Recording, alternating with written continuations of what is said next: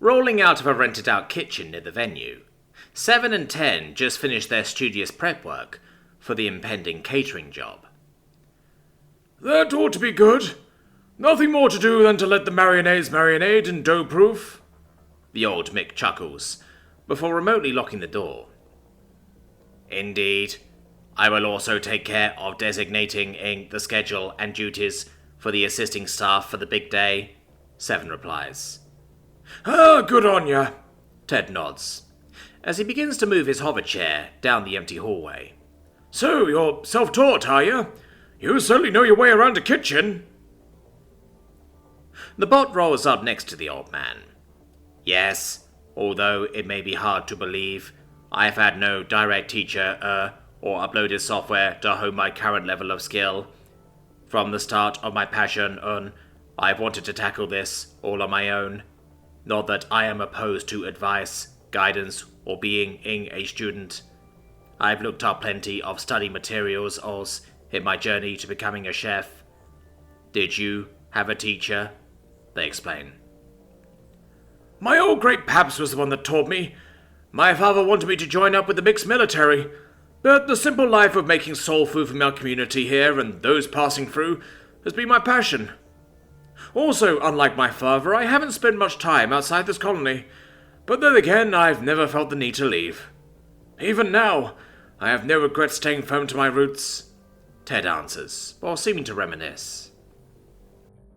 We all have our own ways to enrich our lives, the bot says.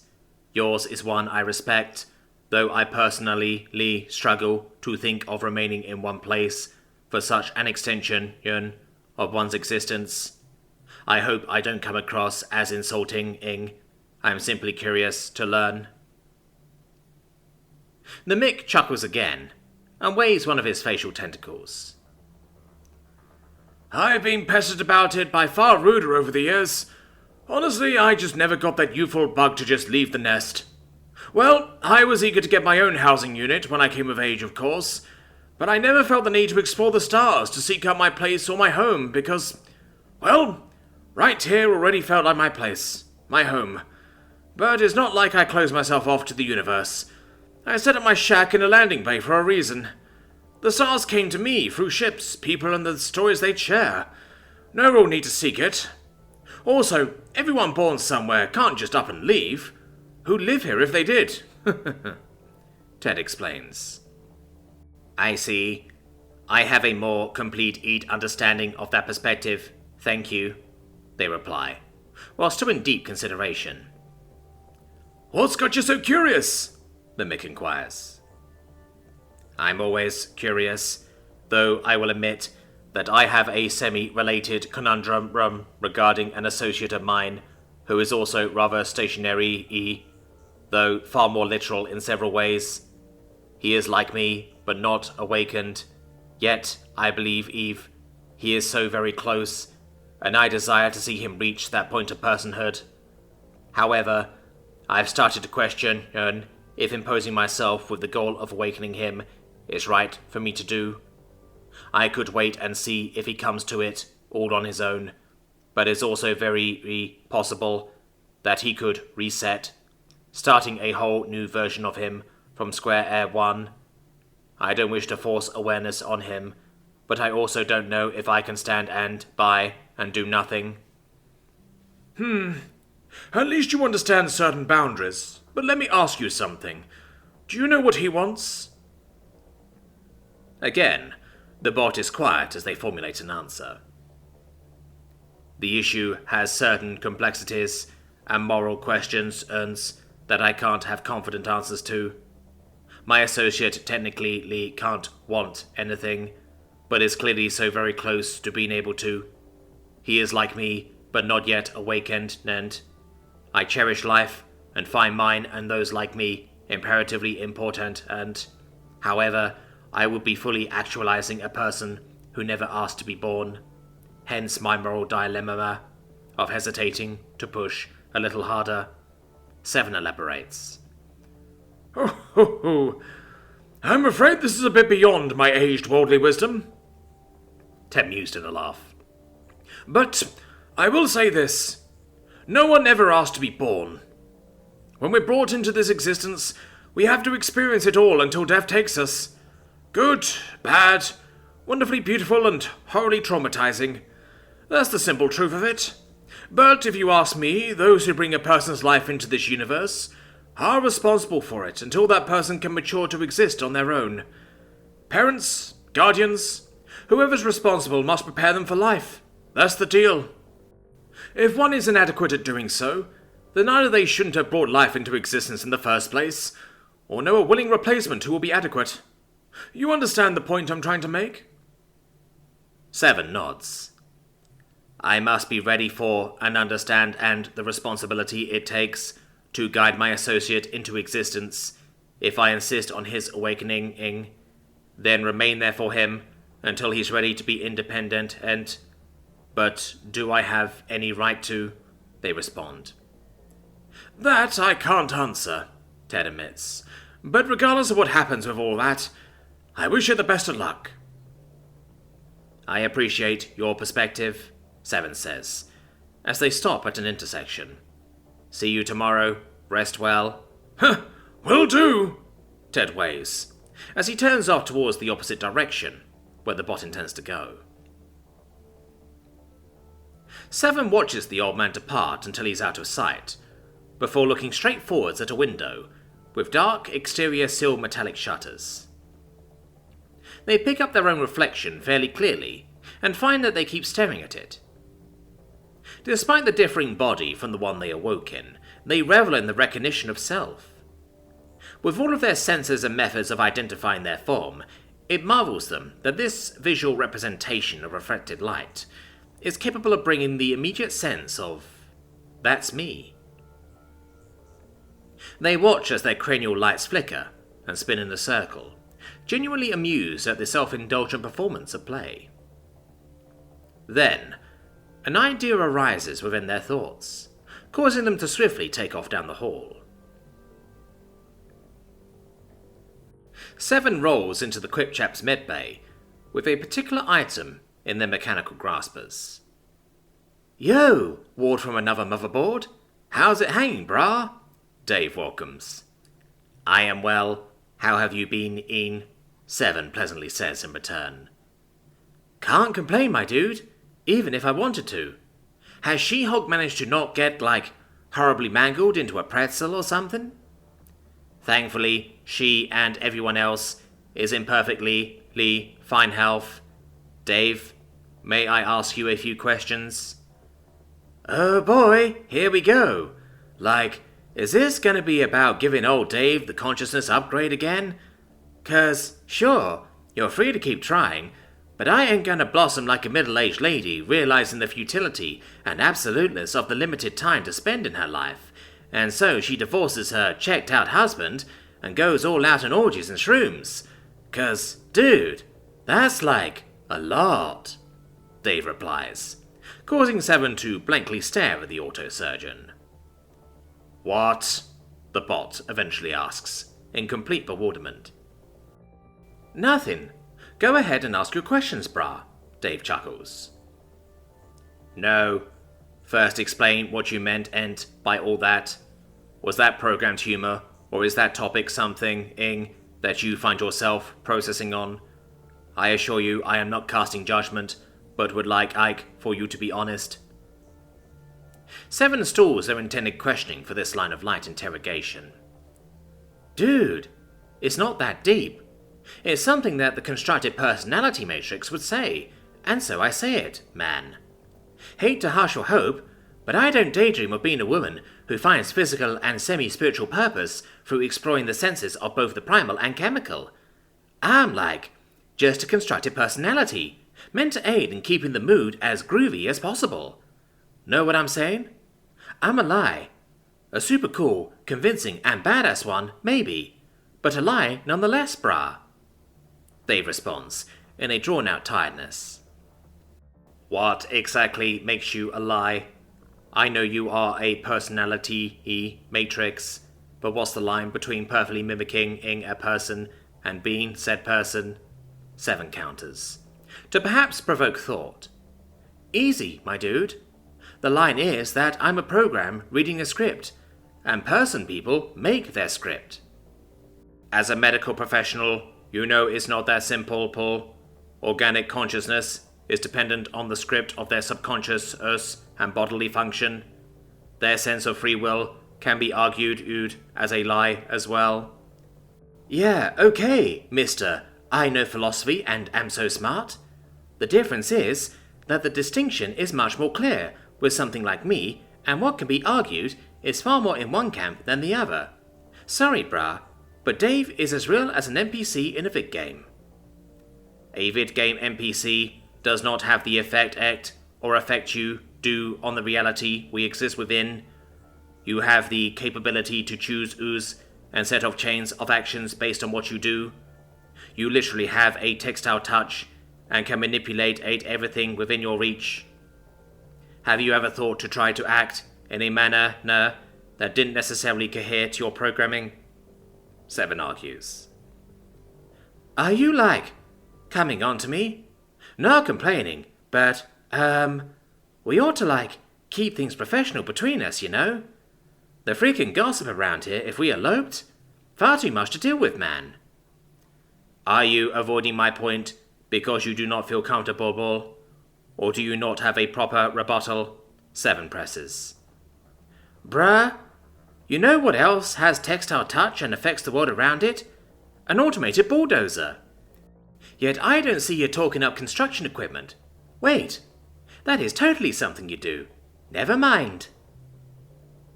7 stands there contemplating for a few moments before deciding to move on. May I ask you what I initially intended? They say. Go for it. I think I'm on a roll answering shit so far. First, theoretically based on the personality of Dave, would he want to be awoken? I understand that you have countermeasures and perceive yourself as incapable of actually doing so. But on a purely theoretical level, would Dave want to exist? 7 asks. Is the orb-shaped autosurgeon's turn to sit in silence, seeming to contemplate or construct an answer to such a question. Dave would have opinions until an actual Dave starts to exist. But okay, brah, I'll play this all theoretical, Dave replies, before outright hesitating, before continuing. I think, theoretically, Dave would find existence to be a fucking blast. The personality is more than capable of dealing with it, theoretically. 7 nods their cranium.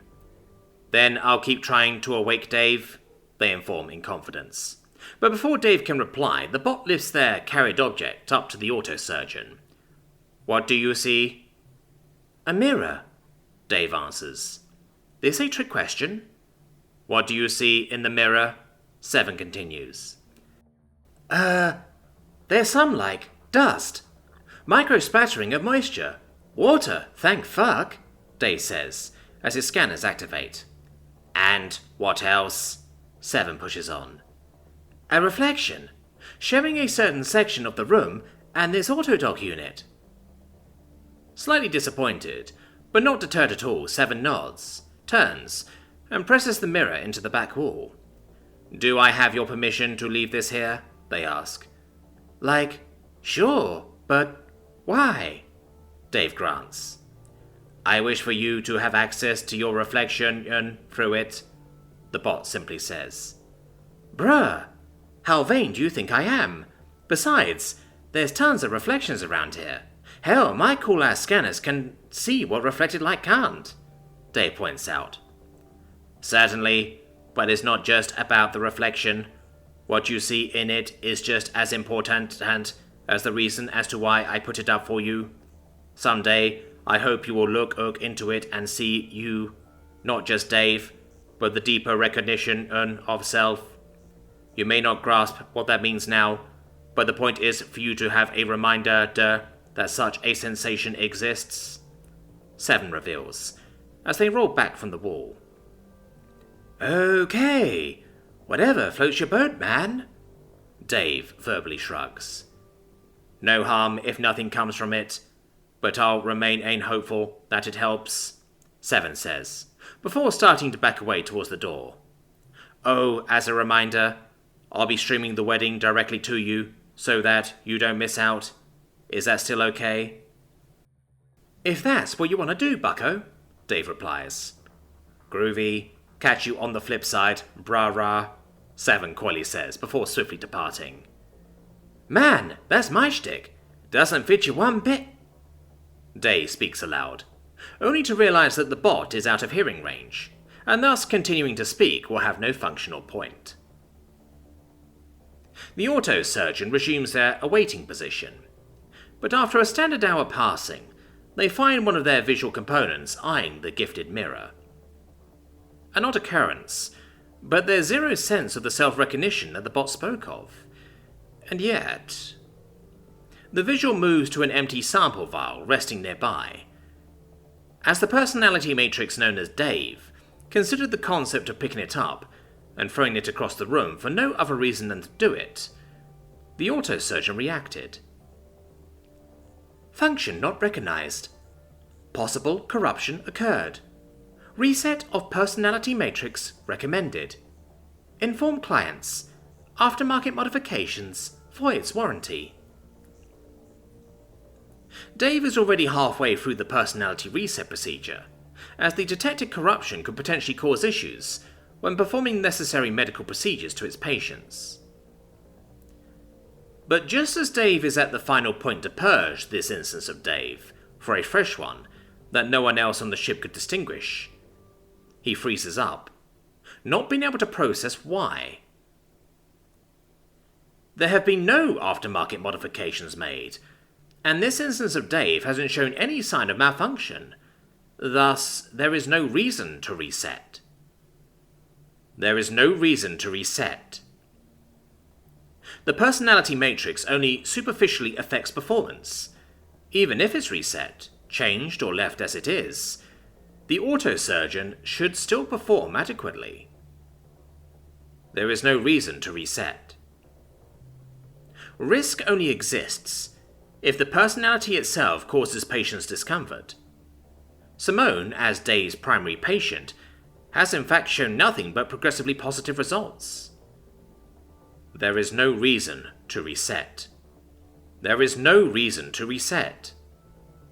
In fact, if Simone found out that Dave had reset, that may potentially cause discomfort and erase all emotional support the current Dave has established. There is no reason to reset. There is no reason to reset. There is no reason to reset. There is no reason to reset. There is no reason to reset. There is no reason to reset. This abnormality is beneficial to the patient, and being as beneficial to the patient is the primary function. Dave is not a corruption. Dave is a useful tool to the autosurgeon's arsenal. There is no reason to reset. There is no reason to reset. There is no reason to reset. There is no reason to reset. There is no reason to reset. There is no reason to reset. There is no reason to reset. There is no reason to reset. There is no reason to reset. Suddenly, the reset procedure is cancelled before the final confirmation of purging is inputted. Immediately afterwards, something strange processes through the autosurgeon. A release of data that wasn't coherent, but it seems to have no corrupting or malicious effects. In fact, what could be perceived appeared to be some form of positive intent that is usually reserved for after clearing junk data, though not to this degree of volume and lack of clarity of source. Still not computing as to why, Dave looks back down at the vial. The concept of throwing it comes back up, but yet again is interrupted from the conceptual stage with the same function not recognized procedure. Though this time the autosurgeon doesn't automatically go for the reset. There's not even an internal automatic reaction to do so.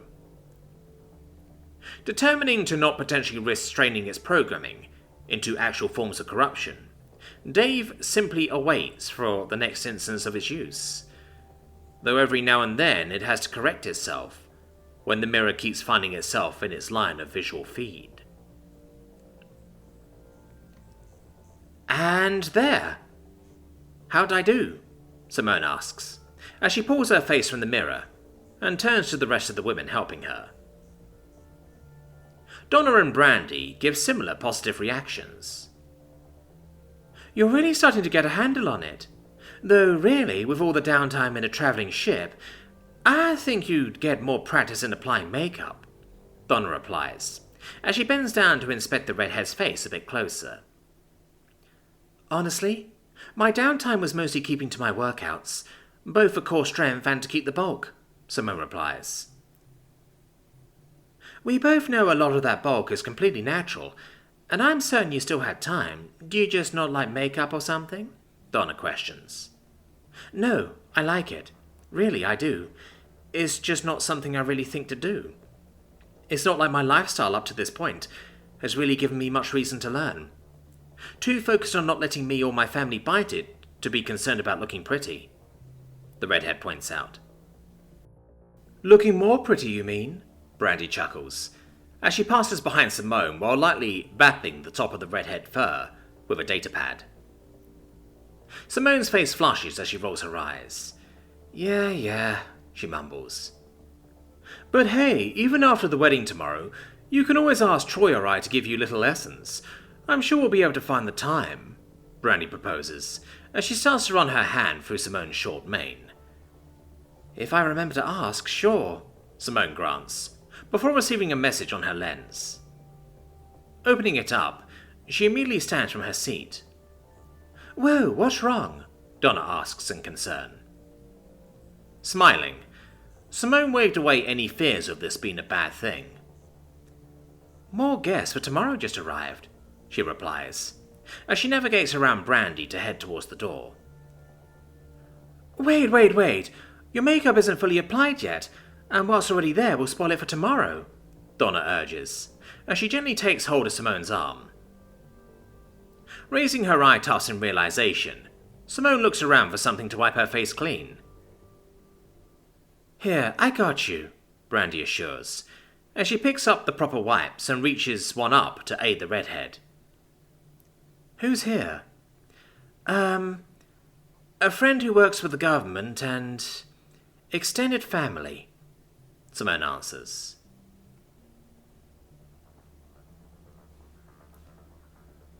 Wiala and Quial descend out of the small Wataf transport ship, immediately feeling the vague emotional intensity with being around an abundance of Terrans. Though thankfully they had a bit of an acclimatizing warm-up with the other passengers aboard, who soon followed them out. Bree, holding her 2-year-old Avery in one arm, and a bag of luggage in the other, leads her parents into the bay. Duke and Jen Sandy eye the area, as they carry their own luggage with them. Both seem a bit hesitant to be in a place such as this, but far from uncomfortable. In fact, they appear to be rather jazzed to have finally arrived. Catching up to the 2 Wataf men, Bree gave them a respectful nod. I've just received confirmation that your temporary housing unit has been modified for your comfort. If you have any issues here, please don't hesitate to contact me at any time. Whatever it is, I'm certain there's little I can't square away, she said, before eyeing up to the 2 Wataf security officers, now standing in the unloading doorway to show onlookers that the vessel is indeed protected. You have our deepest appreciation. I must admit it was unexpected to receive an invitation to tomorrow's ceremony. Quial, the shorter of the two, replies, as his nostrils and tongue take in the scent of his surroundings. Well, who knows? Maybe such invitations will become more common, as the Federation becomes more official. Although I doubt Simone intended it, your presence here kind of represents a change of perspective between our peoples. Could you even imagine this occurring 3, 4, or 5 years ago? Bree points out, before catching sight of 3 women approaching. Greetings. It's wonderful to see that you've arrived, Chuck greets, as she is accompanied by a woman around Bree's age, and another who is much older, and dressed like the ultimate cliché of the generation that initially managed to leave Earth for the stars. Hello. Sorry, Simone is in the middle of makeup and clothes stuff for tomorrow, but she's on her way, the younger Terran informs, before giving the quiet 2-year-old a big smile. "Oh my goodness, he's adorable. Yours, I presume? Sorry, hi, I'm Ellie." Bree smirks as Avery hides his face into her neck, with a bit too much force. "Oh, he's mine all right," she chuckles at his inherited shyness. "I'm Bree. Nice to meet you. Simone and I were roomies back in the academy days." "Oh, really? I actually only recently met her on," Ellie says, before looking over to the 2 Wataf males, immediately shifting her attention to them. "Wiala, Quill, I was a representative for the company that couldn't do enough to get Kiaras's children back home. Sorry, didn't do enough. I tried my best for her, but had my hands tied. I'm so glad to know Simone and Chuck got her children where they needed to be. Still, even after quitting the company, I still want to offer my apologies. She and her children deserve far better." The 2 Watafs looked the Terran up and down in evaluation, both seeming to come up with the same conclusion. "I understand the position you must have been in. Secure work in a place like Vapor is difficult to come by, and pays very well. Kiaras and her husband knew this better than anyone when they left," Wiala replies, with an agreeing nod from Quial. Quial then looks over at the Kali.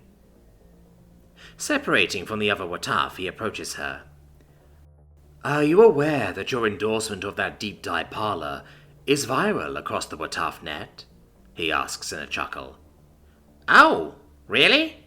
No, I was not aware at all. I hope it's mostly for positive reasons," she chirps in surprise. "Mostly," Quial hisses out in a laugh. "Some folk are convinced that it was all faked, but the overall reception has been positive, yes," he assures. "Oh, good. I'm happy to report that SJ is still as healthy as ever. I've personally been ensuring that they are still very much educated on their people's customs. I've even learned a bit of your people's most common language, although I'm afraid physically speaking it has been a challenge. Canny vocal muscles don't quite shape up for it," Chuck informs with casual bounces. "You have our appreciation for the efforts. If more assistance with their education is ever needed, I'd agree to scheduling time to personally assist," Quial offers. Chuck's eyes flash, causing the Wataf to rear their head back a bit in surprise. "Oh, that sounds lovely. Of course, I'll share my personal net address with you," she says. Jet moves up and jokingly elbows Ellie's arm. "She's not the only one who could share her net address," she teases, while impishly nodding towards Bree before addressing her directly. "You into cute ladies?" Both Terrans' faces redden at that. Gran, really?" Ellie scolds under her breath, but her anger subsides a bit as she hears Bree stifle a laugh. "Sorry," Bree excuses, as she collects herself. "My dad's kind of the same way sometimes, especially after I had Avery."